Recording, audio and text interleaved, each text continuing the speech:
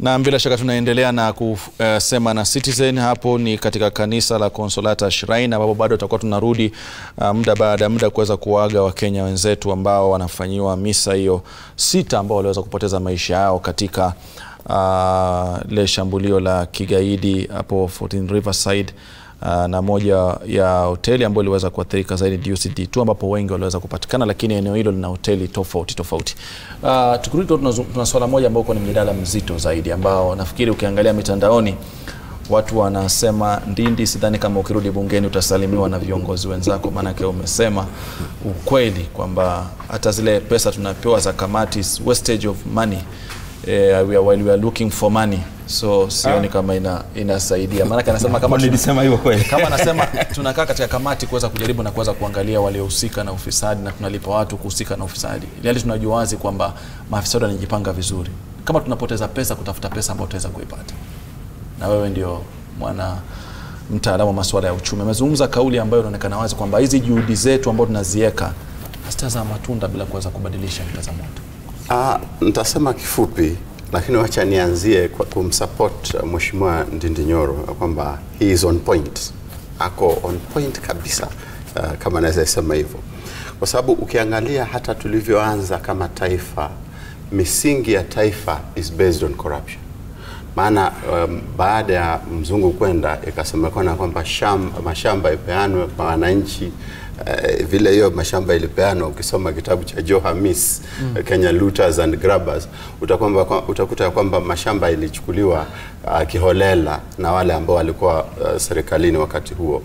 Zaidi ya hapo utakuta kwamba hizi marketing boards ambazo zilikuweko zilikuwa ni za kumserve mzungu, na hazikuwa zinafaidi mwananchi wa kawaida. Marketing boards zikabaki vile vile, unakuta kwamba mkulima wa kahawa anaumia, lakini yule jamaa yako hapa katikati anafaidi zaidi. Kwa hivyo misingi yenyewe ni ya kifisadi. Kugeuza, lakini nataka kumpa tumaini mheshimiwa ya kwamba kuna taifa inaitwa Brazil ambao waliamua kwamba walikuwa under military rule in the 70s. Wakaona ya kwamba hali iliyoko haiwezi kuwasaidia kimaisha.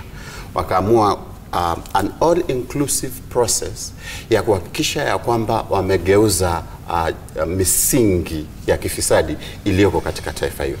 Na all-inclusive process ilianza na watu wa kotu ya Brazil, workers, ikaenda kwa kanisa, ikaenda kwa vijana, ikaenda kwa civil society. And so it was a multi-sectoral approach to fighting corruption. Baadaye of course it got political na ikawa ni chama, na baadaye Lula da Silva akawa rais. But the most important lesson out of Brazil is that it can be done when we have a multi-sectoral approach to it. Leo mpaka rais mwenyewe alikuwa rais wa Brazil ameingia yuko jela kwa sababu ya ufisadi. Na I think there's a process ambayo imeanza hivi juzi, ikitangulizwa na KEPSA ya conference, nafikiri ni kesho na kesho kutwa pale Bomas. Wanaita multi-sectoral approach, ya kwamba wanataka the business community, wanataka kanisa iwe hapo, wanataka civil society iwe hapo. Na sehemu hizi zote ziko affected, zimeathirika na ufisadi. Kama tunaweza enda multi-sectoral horizontally na tuende all inclusive vertically, kwa sababu ufisadi inapiganwa na wale ambao wako viongozi tu. Huku chini hatujaona campaigns za kabambe za kupigana nao. Nafikiri tutafaulu. Tutaweza kufaulu. Kwa mawakili, baada ya kuweza kusikia kauli imeweza kuzungumziwa na mifano inaweza kutolewa, ni kwamba mna jukumu kubwa sana la kuweza kupambana na ufisadi. Lakini pia nao tunasema kwamba ni mkono wa sheria. Lakini mkono wa sheria wenyewe nao pia nao unapindwa na wenye hela. Sasa utashika ama ndio itabaki hivyo? Ndio nimesema ya kwamba na tukisema mkono wa sheria unaopindwa, nyinyi ndio mawakili, kwa hiyo ni kweli mnahusika kwa njia moja ama nyingine. Ni kweli, na ndio nimesema ya kwamba watu ambao ni wafisadi ni watu ambao wanajipanga mapema sana. By the time wameanza kujihusisha na ufisadi, ameshajua ya kwamba antaziba ufaulu na huu ndio nisiweze kupatikana. Unfortunately pia mawakili kuna wengine ambao wanategea kwamba ni mtu mgani ambaye ameshikwa na kesi ya ufisadi. Hata wanakimbia pale kabla hata ya kupewa kazi ile ya kumrepresent yule mtu mfisadi. Anataka aende pale sababu anajua kwamba atapata sehemu yake ya ufisadi. Lakini sitaki kukubaliana na mheshimiwa hapa akisema ya kwamba tuwe na firing squad, sababu hilo litaleta shida sana Kenya, kwa sababu muhimu mahakamani ni kwamba utajitetea pako utakapopatikana na hatia. Kabisa, na Kenya ni nchi ambaye tunatumia rule of law. Kwa hivyo ni nani ambaye atasema huyu mtu ni mfisadi, hebu chukueni guns muanze kumshoot? Si lazima apitie katika process ambaye itampata kwamba ana hatia kabla tumweke pale kiwanjani na kumpiga risasi. Process ambayo bwana Ndindi hana imani nayo kwamba itazalisha matunda. Sasa anataka kutuambia kwamba yeye mwenyewe akifikiria kwamba Rashid ni mfisadi atakuwa na ruhusa ya kusema ya kwamba huyu apigwe risasi na afanye nini na afe. Sio vyema. Lazima tuwe na rule of law na njia ya kuwapata watu wafisadi, kwa sababu pia especially watu ambao ni wafisadi ni watu ambao wako katika nyadhifa za juu na kuna pia siasa ambazo ziko involved. Kwa hivyo utapata ya kwamba yule mpinzani wako ndiye anaelekeza kidole cha lawama na kusema kwamba huyu ni mfisadi, hebu tummalize ili aweze kuangamiza kisiasa. Kuna hoja umeweza kuzungumza kuweza kumalizia, umesema kwamba ni swala la kisiasa. Moja kwa moja mheshimiwa Ndindi, ni kwamba kuna watu wameweza kuafiki kwamba ili swala kama unavyosema ni tatizo ambazo linajengwa kwa misingi ya kisiasa na lazima liweze kutatuliwa kwa misingi ya kisiasa. Kama wanasiasa mko tayari kuweza kuweka maslahi yenu pembeni? Maana kwa mmoja anasema kwamba pindi viongozi wanasiasa wataacha maslahi yao kando na weke maslahi ya taifa, tutafaulu katika ufisadi. Lakini hili swala tusilaumu mahakama wala nani, wanasiasa wana mchango mkubwa kwa vita dhidi ya ufisadi. Bwana Rashid Abdalla, wewe ni ndugu yangu na ukiniita kwa show mimi naongea ukweli wa mambo. Na ukweli ni kwamba kuna kuanga na a lot of misconceptions, especially against politicians. Ya hivi kwamba tukiona ni vita dhidi ya ufisadi, what comes to the mind ni kila mwanasiasa amechukua ama ameiba. But I want to be very specific. Ukichukua wanasiasa wa Kenya uwaweke katika hii kona, na uchukue watu wanaitwa technocrats uwaweke katika ile kona ingine, uhesabu the kind of money that passes through our hearts or we control. Actually, I can tell you without breaking of an eye, if there are broke people in this country, it is politicians. Don't judge them by the V8s and by the Range Rovers they drive. Abia mtu wako benki ya kuangalilia katika akaunti zao. Kwa sababu ukiingia siasa inakuanga sana sana you are solving problems. Ile kitu kidogo unapata, you are always, ukiwa mashinani unapeana check, you are always solving problems. And some of these problems require some money. So unapata wewe ile kidogo uko nayo, you are just you are helping kule mashinani. But I'm not just trying to say that we should actually get more. What I'm trying to say is, wale watu wako na pesa sana katika nchi na ambao wanachukua pesa na njia ya ufisadi, sio hata hawa watu unasoma kwa magazeti. That is why we always get surprised wakati kuna kashfa ambao wewe ukienda kwa gazeti unapata mtu hujawahi sikia.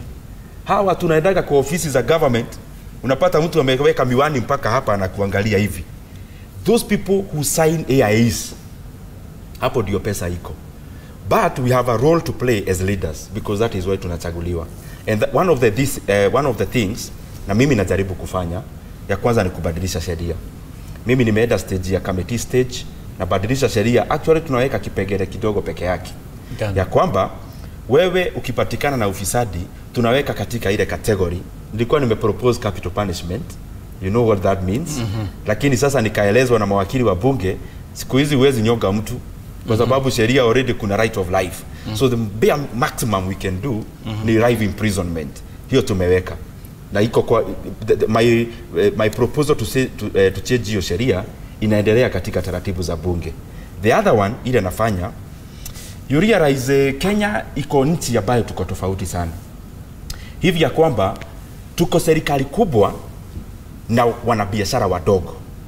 Na nikikumbuka some words that were said by Theodore Roosevelt, alikuwa president wa Amerikani, na alisema vizuri sana ya kwamba ile nchi ambayo inakuwa kwa misingi mizuri ni ile inakuwa kwa misingi ya kukuza wanabiashara, entrepreneurs, and especially wale wanaegemea na kazi ya industry, kuongeza value katika hiyo kufanya biashara. So katika nchi yetu ya Kenya unarealize ya kwamba, na najua ndugu yangu alikuwa amesema, Kenya, and I can challenge you now, show me one billionaire in Kenya who has never had an attachment with government. Either alikuwa waziri kitambo ama alikuwa mtu mkubwa serikalini.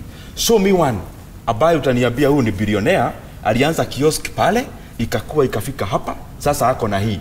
It is very hard. So we need to look at it elaborately so that pia tunakuza the alternatives of corruption. Pengine Njenga Karume marehemu alikuwa anapata utajiri wake kabla hajaingia siasa. Umesema vizuri, alikuwa nini katika serikali? Lakini hii ilikuwa ameshakomana utajiri wake. Alianza sijui na mambo ya kuni, sijui kahawa, sijui nini makaa. Kwa hivyo nakubali, lakini kuna wachache ambao walikuwa na exactly Abdalla. Nipatie bwana Uf. Na nimesoma kitabu chake. Show me one. Wachana na maneno ya kusoma. Show me one person. Kwa sababu hata mimi naweza andika biography yangu na kusema ya kwamba babangu alikuwa tajiri. Show me one person in Kenya, mmoja tu ambaye hajahusishwa na serikali, hajawahi kuwa husishwa na serikali ama kashfa. Na hapo panakuja na swala moja ambalo kabla kuweza kwenda kuchukua maoni katika kitonga mkwati. Kuna swali naweza kuuliza mheshimiwa, ni kwamba katika katiba yetu ya Kenya ambayo tuliweza kuidhinisha mwaka 2010 palikuwa na kipengele kimoja muhimu sana ambacho kwa wanasema kwamba kikifanywa kazi kitazuia vitu kama hivyo. Kipengele cha maadili na uongozi. Tukasema kwamba kama utakuwa umeweza kutajwa na una kashfa, una dosari mahali fulani, usiweze kupewa nafasi ya kuweza kusimamia nyadhifa za uongozi. Ili tuweze kuzuia wale ambao wamejihusisha na serikali kuiba pesa na kuja. Lakini tumeona kwamba nyinyi katika mjio katika bunge kipenge hichi hamjakipa nguvu, hakifanyi kazi na hakina faida kwa Wakenya. In fact, Abdalla, the other issue I had kabla nikuje hapo, I gave my first bill ile na jaribu kupush. The second one ni bill ya kujaribu kuwezesha, let me put it in English, kukomesha or to ban government entities from doing business. Kwa sababu unaangalia kwamba zile pesa mingi naibiwa katika serikali, you rarely hear pesa imepotelea Ministry of Education or ministry itself. The billions of money that are getting lost are in parastatos, are in sagas. Ile kampuni ambayo inafanya kazi ambayo a private person can do. And I'll be very forthright. Here we are in Royal Media Services, started by a person from Murang'a. And by the way, one of the very few examples of people when you wameanzisha biashara without serikali. Your competition, because I'm a taxpayer, I have to mention KBC is your competition. You are making profits, they are making billions in losses. Ask yourself, what strategic interest does a media house have in terms of government? You go to cement making, for example. East African Portland Cement is they say it's majority owned by government, though the government has minority stake of below 30%. Lakini you hear and you read on newspapers on a bailout. Government inataka kufanya bailout on a company making cement. Of what strategic value is cement making to a government?